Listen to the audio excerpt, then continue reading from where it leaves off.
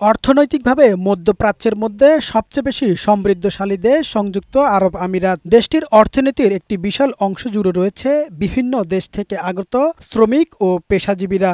বর্তমানে ১২ লাখের বেশি বাংলাদেশি অভিবাসী সেখানে কর্মরত রয়েছেন। ছুটিতে প্রতি বছর আমিরাত থেকে অনেক প্রবাসী দেশে ফিরেন। এ সময় অনেকে অন্যান্য সরঞ্জামের পাশাপাশি অতিরিক্ত মোবাইল ফোন দেশে আনতে চান।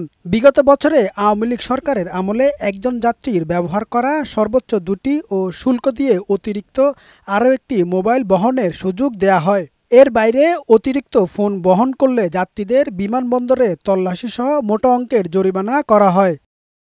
তবে আসন্ন বাজেটে ব্যবহারের ২টি মোবাইলের পাশাপাশি শুল্ক ছাড়াই অতিরিক্ত আরও ২টি মোবাইল নেওয়ার সুযোগ চান প্রবাসীরা। দেশে যাওয়ার সময় প্রবাসীদের প্রতি নানাবিধ আবদারের মধ্যে অন্যতম হচ্ছে মোবাইল নেওয়া, কিন্তু গত সরকার নীতিমালার কারণেই প্রবাসীরা চাইলে ২টির বেশি মোবাইল নিতে পারেন না। বর্তমান যে সরকার আছেন উনি যদি আমাদের প্রতি একটু নজর দেন তাহলে আমরা আত্মীয় স্বজনের জন্য আরো 2টা ফোন বাতি নিতে পারি। প্রবাসীরা বলছেন আগের নিয়ম জারি থাকায় তারা পরিবার ও আত্মীয় স্বজনের জন্য নতুন মোবাইল ফোন নিয়ে যেতে পারেন না। সাধারণ প্রবাসীরা যাতে দেশে যাওয়ার সময় 2টা নতুন ফোন এবং 2টা ব্যবহৃত ফোন যাতে শুল্ক ছাড়া দেশে নিয়ে যেতে পারে সে ব্যবস্থা করা হবে। মোবাইল ফোন বহনে নতুন নিয়ম চালুর উদ্যোগ নিতে অন্তর্বর্তী সরকারের প্রতি আহ্বান জানান প্রবাসী বাংলাদেশিরা।